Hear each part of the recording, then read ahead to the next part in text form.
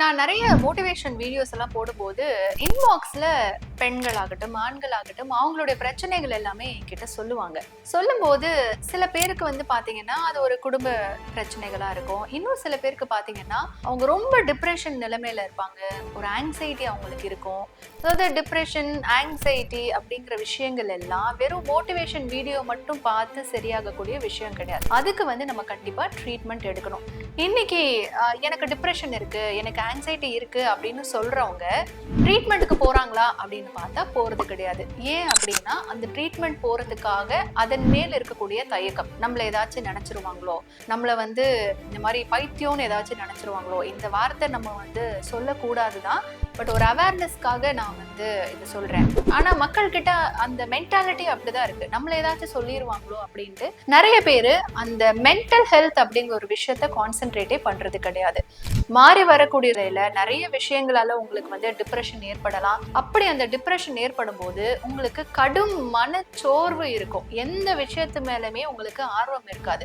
உங்களால சரியா வந்துட்டு தூங்க முடியாது. எந்த விஷயத்தின் மேலேயுமே உங்களால கவனம் செலுத்த முடியாது. ஃபோக்கஸே இருக்காது.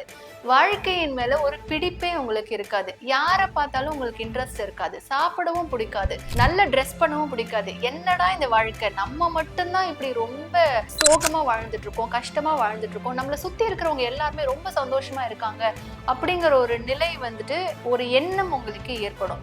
இது ஒரு வகையான டிப்ரெஷன். அப்படின்னா ஆங்ஸைட்டின்னு சொல்லுவாங்க. அது என்னன்னா மனப்பதட்டம்.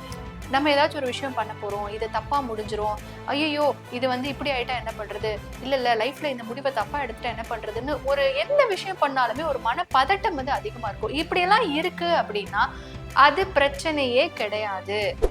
ஏன் அப்படின்னா இதுக்கான சொல்யூஷன் அப்படிங்கிறது டாக்டர்ஸ் கிட்ட கண்டிப்பா இருக்கு. நீங்க வந்து ஒரு சைக்கியாட்ரிஸ்ட போறீங்க அப்படின்னா இதை வந்து ஈஸியா அவங்க வந்து உங்களுடைய பிரச்சனையின் தீவிரத்தை பொறுத்து அவங்க அதை வந்து கிளியர் பண்ணிடுவாங்க. எப்படி நமக்கு ஒரு உடம்புல காய்ச்சல் வருது, சளி வருது அப்படின்னா நம்ம நார்மல் டாக்டர்ஸ் கிட்ட போறோமோ, உங்களுக்கு மென்டல் ஹெல்த்ல ஏதாவது இஷ்யூஸ் வருது அப்படின்னா நீங்க வந்து ஒரு சைக்கியாட்ரிஸ்ட பாக்குறது அப்படிங்கிறது தான் உங்களுக்கு பெஸ்ட் சொல்யூஷனா இருக்கும்.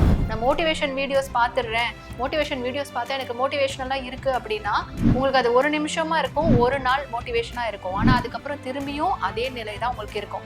உங்களுக்கு மென்டல் ஹெல்த்ல இஷ்யூஸ் இருக்கு, இப்ப நான் சொல்லக்கூடிய விஷயங்கள்ல உங்களுக்கு பாதி இருக்கு அப்படின்னா தாராளமா நீங்க வந்து ஒரு சைக்கியாட்ரிஸ்ட போயிட்டு ஒப்பீனியன் வாங்குறது தப்பே கிடையாது. ஏன்னா நம்ம தான் ஃபர்ஸ்ட் பாத்துக்கணும்.